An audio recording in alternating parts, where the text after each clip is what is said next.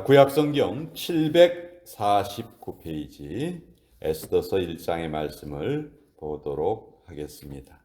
에스더서 1장 10절에서 12절까지의 말씀입니다.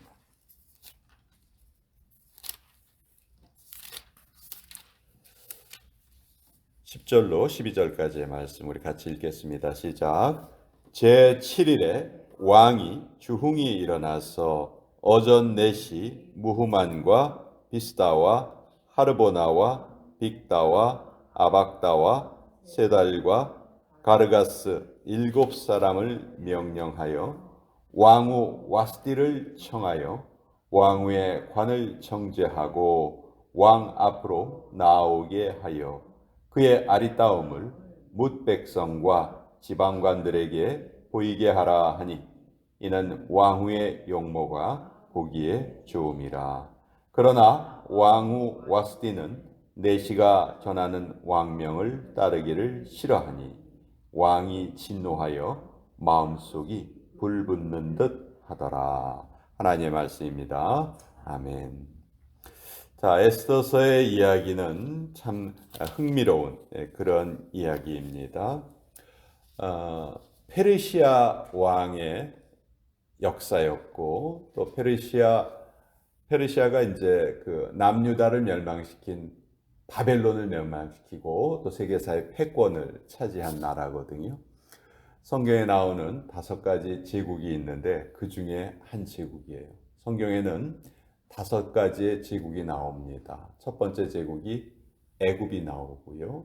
그 다음이 아수르가 나오고 바벨론이 나오고 페르시아가 나오고 로마 제국이 나오고 이렇게 성경에 보통 5대 제국이라고 그러는데 그 5제국 중에서도 가장 많은 면적을 차지했던 나라가 이 페르시아예요. 지금은 이란이라는 나라로 우리가 알고 있죠. 하지만 한때는 전 세계를 지배했던 나라예요. 그래서 1절에 보면 이 일은 아하수에로 왕 때 있었던 일이니 아하수에로는 인도로부터 구스까지 127지방을 다스리는 왕이라. 여기 보면 인도로부터 구스는 아프리카에 있는 이디오피아가 구스거든요. 그러니까 인도에서 아프리카 대륙까지 엄청난 그 지역을 다스리던 나라가 이 페르시아인데 이 페르시아 때 이제 조그만 한 나라가 유럽에서 힘을 키우기 시작을 합니다. 그 나라가 바로 알렉산더가 이끌었던 그 헬라 제국인데 그 헬라 제국이 이제 유럽에서 태동하기 시작을 하고 그 이전에는 페르시아가 패권을 차지하고 있었어요. 그래서 페르시아의 황제였던 아하수에로는 그 유럽을 치기 위해서 전쟁을 벌이게 됩니다. 그래서 이제 그 전쟁을 준비하기 위해서 무려 6개월 동안이나 자기 신하를 이제 궁궐로 초대를 해서 잔치를 벌여요. 그러니까 벌써 이 잔치의 규모가 대단하죠. 6개월 동안 매일매일 잔치가 벌어지는 겁니다. 또 그것과 그 잔치가 끝나니까 또 7일 동안 잔치를 베풀어요. 그러니까 총 187일 동안 잔치를 벌이는 것이죠. 이 에스더는요, 잘 읽어보시면 잔치가 무려 10번이나 등장을 해요. 어떻게 보면 잔치의 책이라고 할 수 있는데 그 잔치하면 여러분 어떤 것이 생각나요? 인간의 모든 즐거움이 드러나는 자리가 잔치죠. 어떻게 보면 잔치 자리에서는 하나님을 생각하기가 참 어려워요. 그렇죠? 잔치하면은 산의 진미가 놓여져 있고 또 사람들끼리 그걸 또 먹고 마시고 즐거워하고 그런 시간에 경건하게 하나님을 생각하고 그러기가 참 어렵죠. 그러니까 잔치는 어떻게 보면 인간의 욕망이 가장 잘 드러나는 그런 자리라고 할 수 있어요. 근데 이 에스더서에는 10번의 잔치 가운데 그 잔치를 실제로 뒤에서 섭리하시는 하나님의 그 모습이 이 책을 통해서 잘 드러나고 있습니다. 사실 하나님이라는 단어가 에스더서에는 한 번도 등장하지 않아요. 그렇지만 에스더서를 다 읽고 나면 이 모든 일을 하나님이 이끌어 가셨다. 에스더서는 한마디로 불임절이라는 유대인의 명절이 어떻게 생기게 되었는가, 그 이야기를 우리에게 알려주는 그 내용이거든요. 근데 그 불임절은 유대인들이 몰살의 위기에서 다시 새롭게 하나님의 구원을 얻어서 한 사람도 유대인들이 죽지 않고 다시 되살아난 그런 날을 기념하는 절기가 불임절이거든요. 근데 그 불임절이 어떻게 탄생하게 됐는가를 이제 우리에게 잘 재미있게 알려주는 내용이에요. 자, 왕이 이렇게 잔치를 벌였습니다. 그리고 잔치가 끝날 무렵에 10절에 보시면 제7일에 왕이 중이 일어났다. 그러니까 지금 잔치가 187일째 계속되고 있는데 마지막 187일째 마지막 날 있었던 일이에요. 이제 오늘이면 잔치가 다 끝나고 이제 앞으로 몇 년에 걸쳐서 전쟁을 치러 원정을 떠나가야 되는 그런 날이에요.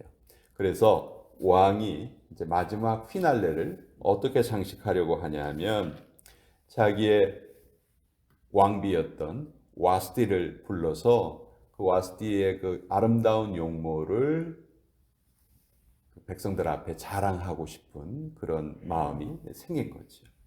그래서 그 왕후를 불러와라 이렇게 얘기를 했는데 12절에 보면 그러나 왕후 와스티는 내시가 전하는 왕명을 따르기 싫어하니 왕이 진노하여 마음속이 불붙는 듯 하더라. 왜 와스티가 이렇게 이 왕의 명령을 거절을 했는지 그 이유는 사실 여기 나와 있지 않아요. 근데 이건 또 무엇을 우리에게 알 수 있냐면 사실 이 일로 인해서 왕후 와스티가 폐위가 되거든요. 그러니까 아무리 왕후라 할지라도 왕의 명령을 거역하는 것이 얼마나 위험한 일인가, 이걸 우리에게 알려주는데 나중에 이런 위험 속에 누가 목숨을 겁니까? 에스더가 목숨을 걸죠.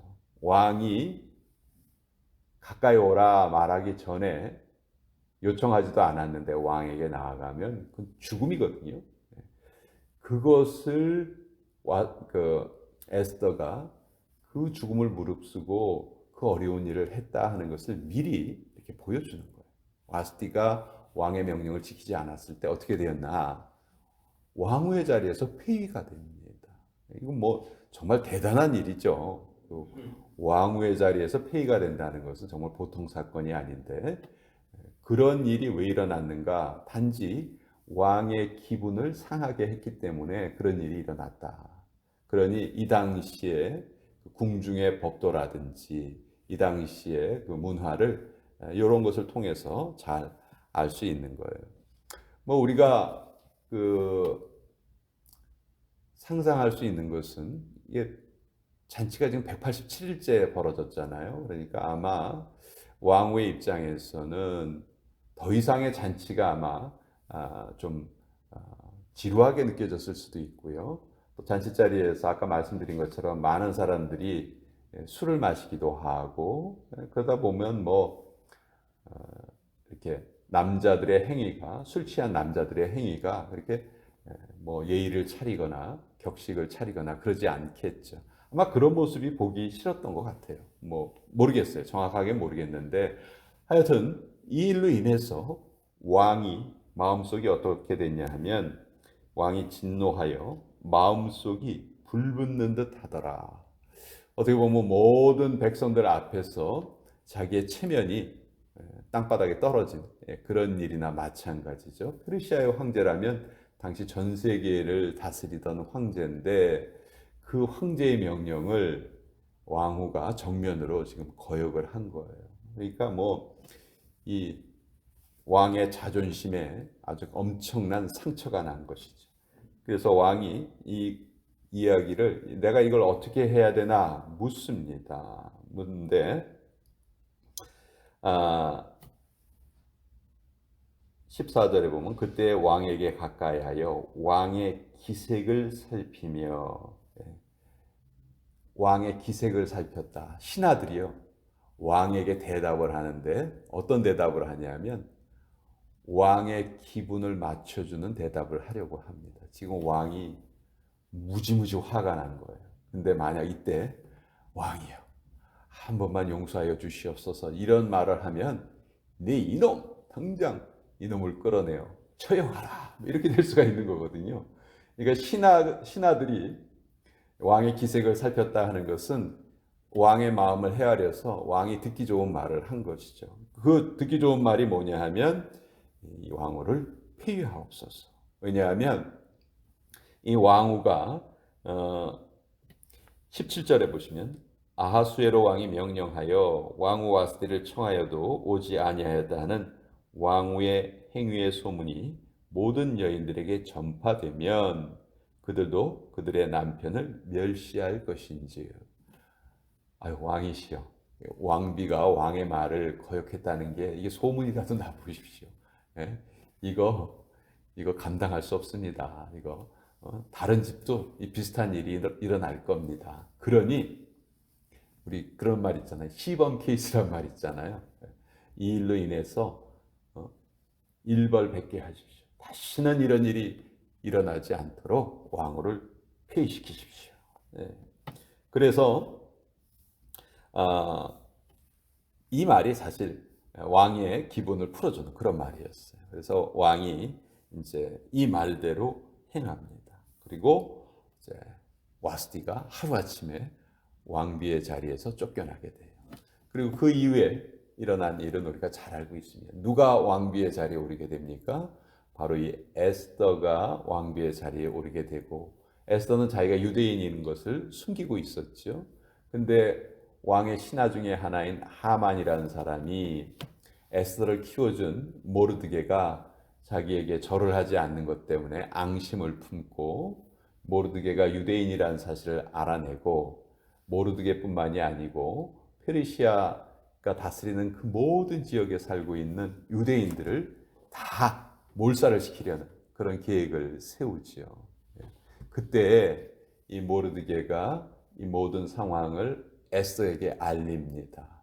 자, 그때 에스더는 아까 처음에 에스더가 왕비가 됐던 그 스토리를 알면은 에스더가 왕 앞에 나가는 일이 얼마나 어려운 일인가 하는 것을 우리가 다시 한번 깨달을 수 있는데, 그때 에스더는 목숨을 걸고 왕 앞에 나아가서 하만의 계획을 다 폭로하고 또 자기가 유대인이라는 것을 다 알리고, 그래서 오히려 유대인을 죽이려 했던 하만이 왕의 노여움을 사서 하만이 처형되고 유대인들은 모두 다 목숨을 건질 수가 있었다.